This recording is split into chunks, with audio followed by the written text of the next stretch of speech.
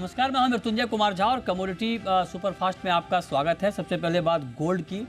Gold का market अच्छी तेज़ी दिखाने के बाद थोड़ा सा रुका है। हालांकि मार्केट अभी भी आप देखिए कि हायर लेवल के आसपास सस्टेन करता हुआ दिख रहा है और अब गिरावट भी कम हो रही है। हमारे साथ दिनेश सोमानी हैं, प्रो इंटेलीट्रेड के। दिनेश जी, बहुत बहुत स्वागत है आपका। क्या लगता है सर आपको, सोने में और चांदी में क्या कुछ उम्मीद की जाए अगले हफ्ते दाम कम होने की, या आपको लगता है कि माइंड मेकअप कर लिया जाए, दिवाली पर महंगा ही खरीदना है सोना चांदी? जी नमस्कार सर। बिल्कुल, गोल्ड अगर हम निचले स्तर से देखते हैं तो 56,400 की लेवल से इसने एक बड़ी छलांग लगाई, करीब करीब 5,000 रुपए की तेजी हुई। 61,500 के ऊपर का इसने कल हाई बनाया और एक मध्यम मुनाफा वसूली हम इसे कहते हैं, जहां से घट कर ये दोबारा अभी से 60,700 के आसपास ट्रेड कर रहा है। 60,580 का लेवल अगर निचले स्तर पे कहीं आता है तो एक बार दोबारा खरीदारी का मौका मिलेगा। 61,100 मुझे इसमें ऊपर दोबारा एक बार चाल दिखती है। हालांकि जो बुलिश मोमेंटम एक थोड़ा सा हड़कड़ा है, थोड़ा सा यहाँ पर मुनाफी वसूली के कारण थोड़ा यहाँ से रेंज बाउंड एक्टिविटी मुझे दिवाली आने वाले दिवाली तक। अच्छा जी। अच्छा, क्रूड में अक्टूबर के महीने में करीब करीब 10% की गिरावट आई है। उस गिरावट के बाद आज थोड़ी सी रिकवरी है। क्या ये रिकवरी आपको बढ़ती हुई दिख रही है? $82 का एक बहुत मेजर सपोर्ट था सर, इसमें जो ब्रीच हुआ है $82 के नीचे मुझे लगता है अब इसमें कम से कम 79 और $77 देखे जा सकते हैं। मतलब 6870 का जो लेवल अपने यहाँ ब्रीच हुआ, 6870 के नीचे 6750 का लेवल देखा जा सकता है। तो थोड़ा सा इतनी जियो पॉलिटिकल टेंशन होने के बावजूद भी क्रूड में कोई बड़ी सी तेजी की चाल हमें देखने नहीं मिली है। और थोड़ी भी अगर जियो पॉलिटिकल टेंशन ईज होते हैं, थोड़ी सी अगर वहां पे नरमाट आती है, तो क्रूड में सबसे ज्यादा मंदी होने के चांसेस बनते हैं। तो क्रूड मेरे हिसाब से थोड़ा मंदा ही रहना चाहिए, करंट लेवल पर भी सेलिंग की जा सकती तो एक अगर प्रॉपर कॉल बता दें दिनेश जी कि कहाँ पे एंट्री, क्या स्टॉप लॉस, क्या टारगेट? है। जी बिल्कुल, 6865 के आसपास इसमें सेल करना चाहिए। नीचे में 6750, 66, 65 लेवल्स देखने मिल सकते हैं और 6920 का स्टॉप लॉस मेंटेन करना चाहिए। ओके, ठीक है। तो ये रहा आपकी हो गई क्रूड पे। मेटल में कोई कॉल है आपके पास आज के लिए, बिल्कुल इंट्राडे के पॉइंट ऑफ व्यू से? जी बिल्कुल, कॉपर 705 706 के आसपास बहुत अच्छा सपोर्ट ले रहा है। 705 706 के आसपास इसमें बाइंग करने का एक अवसर ढूंढिए।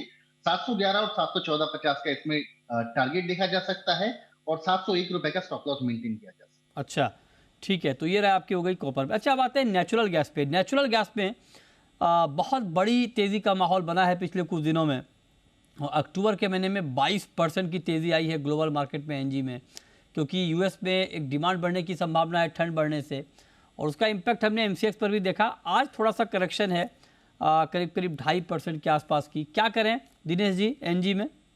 जी, कल हमने देखा इसमें काफी बड़ी छलांग लगी गई, काफी लंबी बड़ी तेजी आई इसमें। और आज एक जो है थोड़ा सा मार्केट में जो करेक्टिव फेज आया है 292 अराउंड, इसमें आज बाइंग आनी चाहिए। 302 अपसाइड इसमें देखा जा सकता है और 288 का स्टॉप लॉस मेंटेन करना चाहिए। अच्छा, ठीक है। तो ये राय आपकी हो गई एनजी के ऊपर कि इसमें आपको क्या करना है। अब आते हैं एग्री मार्केट में। एग्री मार्केट में सबसे पहले बात करते हैं जीरे की, और जीरे में ज़बरदस्त गिरावट आई है, और गिरावट इतनी कि अब मार्केट 43,400 के भी नीचे आ गया है। जो जीरा 63,000 के आसपास बिक रहा था, और वो अब घटते घटते 43,400 के नीचे आ गया है। बड़ी गिरावट। आज कुछ उम्मीद की किरण दिखी थी, एक बार मार्केट रिकवर हुआ बीच में, लगा कि अब शायद मंदी के बादल छट गए हैं, लेकिन जब तक पूरी तरह से ये लगा भी नहीं था, लगना शुरू हुआ था कि उससे पहले मार्केट में फिर से गिरावट आ गई है, और अब देखिए जीरा फिर से लाल निशान में है। दिनेश जी, चल क्या रहा है जीरे में ये? 3 महीने से अपेक्षा थी सर कि चाइना की डिमांड निकल कर आएगी, एक्सपोर्ट की डिमांड निकल कर आएगी, लेकिन एक्सपोर्ट डिमांड में बहुत ज्यादा सुधार देखने नहीं मिला। और जबकि एक्सपोर्ट डिमांड बहुत ज्यादा नहीं निकली है, तो लोगों के जिसके हाथ में जीरा था उन्होंने डेस्परेट सेलिंग करनी शुरू की। सेलिंग के चक्कर में मार्केट और गिरता गया और गिरता गया, और ये अपेक्षा बिल्कुल तय हो गई थी कि जीरे की स्विंग कम से कम 1.5 गुना बढ़ेगी। 1.5 टाइम्स जीरे की स्विंग होगी। और नया स्विंग स्विंग इतनी बड़ी देखने के बाद नया फ्रेश माल कोई इसमें परचेज नहीं कर रहा है। ऑल ऑफ अ सडन सब panic kind of situation create हुई। अपेक्षा के विरुद्ध ये लग रहा था कि 52,500 या 48,000 यहाँ पर जीरा बिल्कुल मेंटेन करेगा। वो तोड़ते हुए नीचे में आज 42,200 का लो बना दिया इसने। मतलब एकदम बिल्कुल अपेक्षा के विरुद्ध चला ये। हालांकि इसमें तेजी आने में, मतलब 20 से 22,000 रुपए की तेजी आने में इसमें 200 दिन लगे हैं, और 22,000 रुपए की मंदी आनी सिर्फ 20 दिन में लगी है। तो बहुत ड्रास्टिक और फॉल, बहुत क्रूशल फॉल आया है इसमें। तो नहीं, क्या आगे क्या जीरे में? 42,000 मुझे लगता है हाल फिलहाल होल्ड करना चाहिए। दोबारा एक बार 48,000 52,500 अपसाइड देखा जा सकता है। 42,000 इसमें अभी हाल फिलहाल होल्ड करना चाहिए, क्योंकि मार्च के महीने की जो अपेक्षाएं थी कि बहुत ज्यादा नीचे खुलेगा, वो 34,000 खुल के आसपास मुझे लगता है कि 36,000 के आसपास ट्रेड कर रहा है, स्टेबल हो गया है वहां पर। मार्च का जो डर था वो खत्म हो गया है, तो इसी लगता है मुझे दिसंबर और जो नवंबर कॉन्ट्रैक्ट है ये भी यहाँ पे स्टेबलाइज होगी, धीरे धीरे 48,000 की ओर बढ़ना चाहिए। अच्छा, तो आप कह रहे हैं कि धीरे धीरे जीरा 48,000 की ओर बढ़ना चाहिए। देखते हैं क्या होता है। बहुत तेज़ गिरावट आ चुकी है ऑलरेडी जीरे में अभी पिछले कुछ दिनों में, जैसा कि अभी दिनेश जी ने भी बताया। अब आते हैं टर्मरिक पे। अब देखिए, एक तरफ जीरे में तेज़ गिरावट और दूसरी तरफ टर्मरिक में तूफानी तेज़ी। क्या लगता है आपको टर्मरिक में?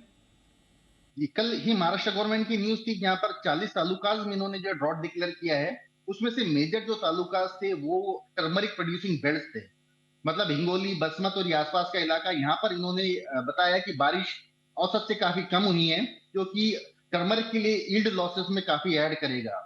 और इसी के चलते हुए जो मार्केट एक स्टेबलाइज हो गया था, ऊपर में 18,000 जो हल्दी के भाव देखे हमने, दोबारा 13,000 के आसपास आ गया। यहाँ पे दोबारा एक नई डिमांड निकल कर आने के चांसेस बनते हैं। और दिसंबर कॉन्ट्रैक्ट यू लग रहा था कि 14,100 14,200 जाएगा, लेकिन 14,400 का लेवल अगर दिसंबर क्रॉस करता है तो इसमें दोबारा एक तूफानी तेजी बनने की पूरी पूरी प्रबल चांसेस है। ओके, ठीक है। अब आते हैं ग्वार पे। और ग्वार में पिछले 2-3 दिनों में जो तेज़ गिरावट आई, उसके बाद आज रिकवरी का मूड है ग्वार का, मार्केट का। ग्वार रिकवर हुआ है, करीब 1.5% ऊपर है ग्वार का वायदा इस वक्त 5790 का लेवल आप देख पा रहे हैं। क्या आपको लगता है कि अब ग्वार में बड़ी रैली का वक्त आ गया है, बाइंग शुरू करनी चाहिए? बिल्कुल निश्चित तौर से शुरू करनी चाहिए। 5750 के नीचे का जो भी भाव बनाता है, ये तो मुझे लगता है एक पैनिक सेलिंग वाला ही भाव बनाया था या जबरदस्ती गिराया गया था। 5750 की ग्वार नवंबर कॉन्ट्रैक्ट एनी टाइम लेने की बननी चाहिए। 5940 कम से कम इसमें अपसाइड नेक्स्ट वीक की शुरुआत में ही हमें देखने मिल सकता है, तो बहुत बढ़िया लेवल है, अच्छी तरह से बाय कर सकते हैं यहाँ पर।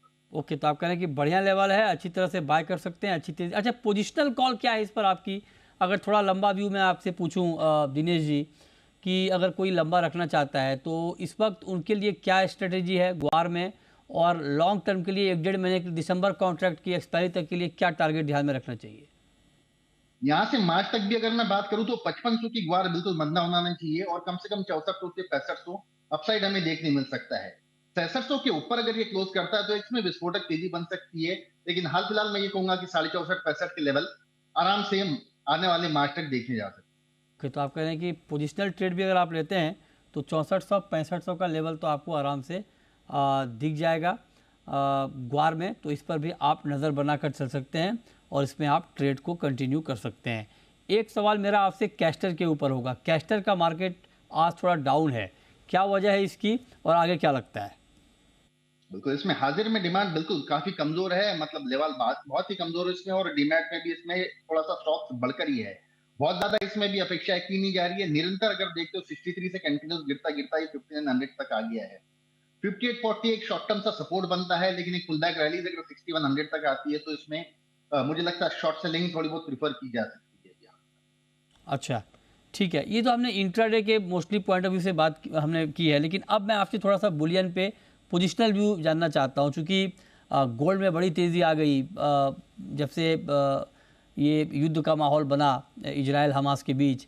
आप ज़रा बताइए कि क्या अभी भी गोल्ड में लॉन्ग टर्म में तेज़ी है, या आपको लगता है कि युद्ध में कुछ अगर सुलह की बात हो गई, युद्ध समाप्ति की कुछ बात हो गई, तो जिस रफ्तार से मार्केट ऊपर गया है उसी रफ्तार से नीचे भी आएगा?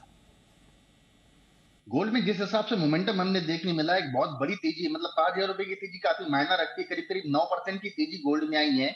मुझे लगता है करेक्टिव फेज में 60,200 या 60,280 के आसपास अगर ये आता है, कोई डिप लेता है, तो मोमेंटम दोबारा बरकरार बनेगा, और 62,500 रुपए मुझे कम से कम, मतलब वहां से भी आप 2-2,500 रुपए की तेजी इसमें देखी जा सकती है।